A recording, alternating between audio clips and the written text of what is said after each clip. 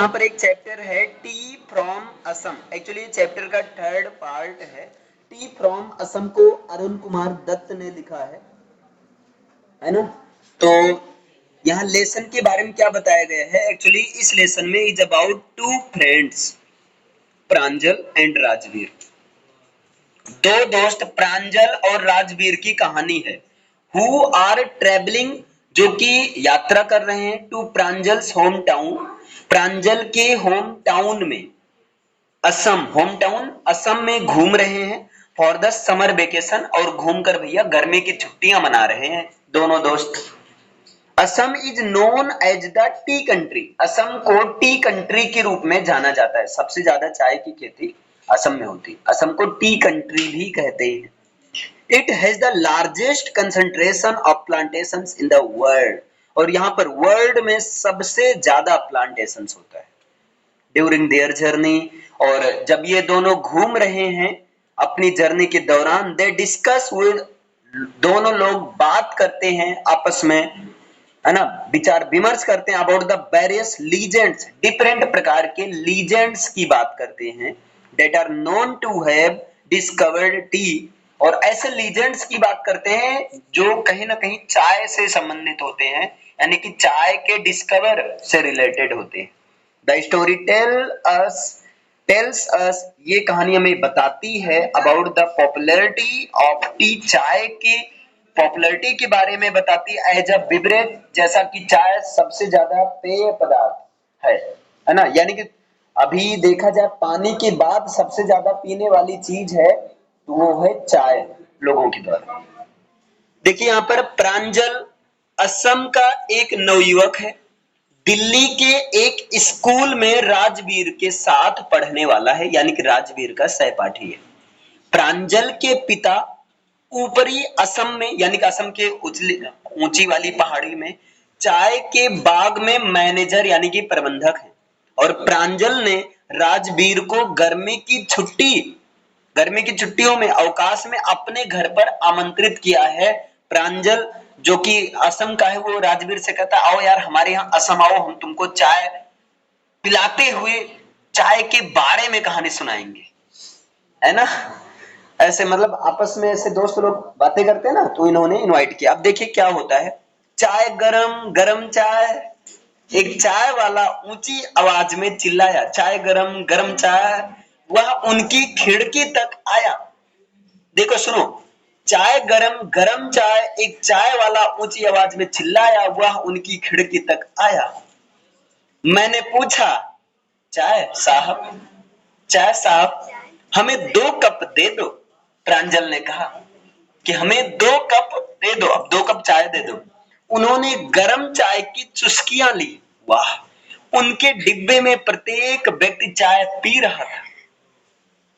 क्या तुम जानते हो कि संसार में प्रतिदिन 80 करोड़ कप चाय पी जाती है, 80 करोड़ कप चाय पी जाती है, राजवीर ने कहा।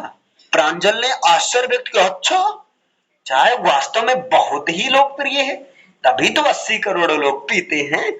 ट्रेन स्टेशन से बाहर निकली, प्रांजल ने फिर से जासूसी पुस्तक पढ़ना शुरू कर दिया।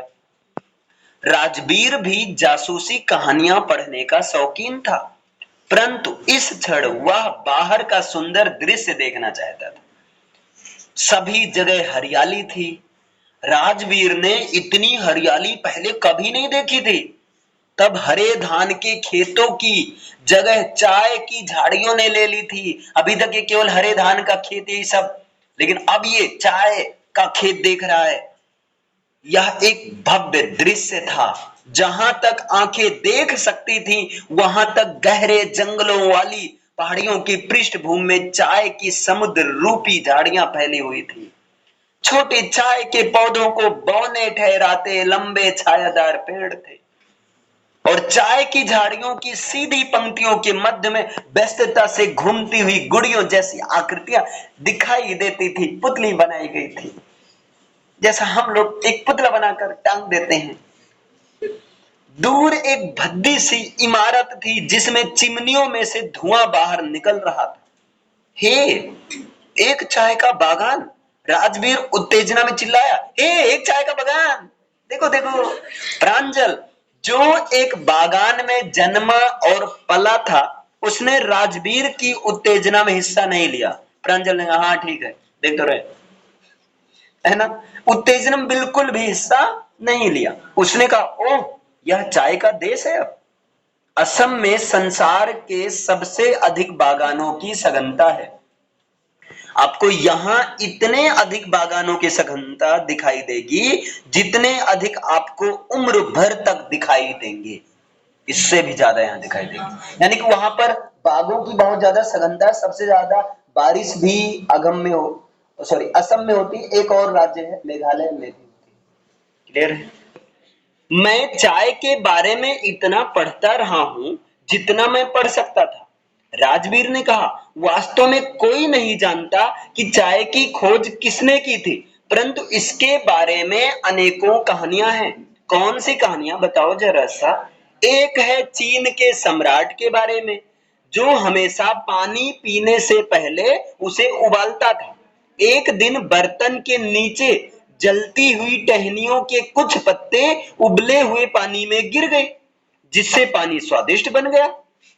ऐसा कहा जाता है कि वो चाय के पत्ते थे, चाय की पत्ती थी। मुझे दूसरी कहानी सुनाओ। प्रांजल ने उपहास किया, अच्छा, दूसरी कहानी सुनाओ। हमारे पास एक भारतीय कहानी भी है। बोधिधर्मा, जो एक प्राचीन बौद्ध महात्मा था, ने अपनी पलकें काट दी थी क्योंकि वह ध्यान के समय नींद महसूस करने लगता था। जैसे जब वो ध्यान लगाता था, मेडिटेट करता था, तब सोने लगता था। 10 चाय के पौधे उसकी पलकों पर उगाए। इन पौधों के पत्तों को पानी में उबालकर पिया गया था और उससे नींद गायब हो गई थी। चाय सबसे पहले चीन में पी गई थी। राजवीर ने कहा, 2700 ईस्वी पूर्व। वास्तव में टी शब्द चीनी भाषा के चाई अर्थात चीनी शब्द से निकला है। यूरोप में चाय केवल 16वीं शताब्दी में आई थी और इसको एक पेय की अपेक्षा दवा के रूप में अधिक प्रयोग किया जाता था। पहले चाय को नींद भगाने के लिए किया जाता था। आगे, रेलगाड़ी खड़खड़ाती हुई मरियानी जंक्शन पहुंची। कौन सी जंक्शन? मरियानी जंक्शन पहुंची। लड़कों ने अपना सामान इकट्ठा किया और भीड़ भरे प्लेटफॉर्म पर अपना रास्ता बनाया। प्रांजल के माता पिता उनका इंतजार कर रहे थे। शीघ्र ही वे ढेकिया बाड़ी की तरफ यात्रा कर रहे थे, जहां प्रांजल के पिता का चाय बागान था। 1 घंटा बाद कार मेन रोड से मुड़ी। उन्होंने मवेशियों के पुल को पार किया और ढेकिया बाड़ी चाय बागान में पहुंच गए। फिर पथरीली सड़क के दोनों ओर चाय के पौधों से भरे कई एकड़ खेत थे। सभी पौधों की ऊंचाई एक जैसी काट छांट कर की गई थी। चाय चुनने वाली महिलाओं के समूह अपने पीठ पर बांस की टोकरियां लिए, प्लास्टिक का लबादा पहने, नव अंकुरित पत्तियां चुन रही थी। जैसे तुम लोग किसकी पत्तियां चुनते हो? तुलसी की पत्तियां। प्रांजल के पिता ने गाड़ी की गति धीमी की ताकि एक ट्रैक्टर गुजरने के लिए जो ट्रेलर भरकर चाय की पत्तियां ले जा रहा था। यह दूसरी फ्लश या अंकुरण अवधि है ना श्रीमान बरुआ?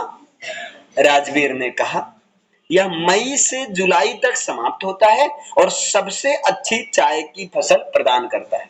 मई से जुलाई। ऐसा लगता है कि तुमने आने से पहले अपना होमवर्क कर लिया था। प्रांजल के पिता ने आश्चर्य से कहा।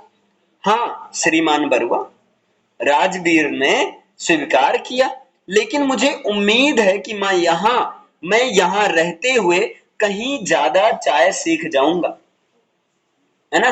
मतलब उसने पूछा, लगता है तुमने चाय के बारे में काफी कुछ पढ़ा है। ये करे हाँ, लेकिन मैं यहाँ रहते हुए ना काफी ज्यादा सीख जाऊंगा चाय के बारे में। ओके।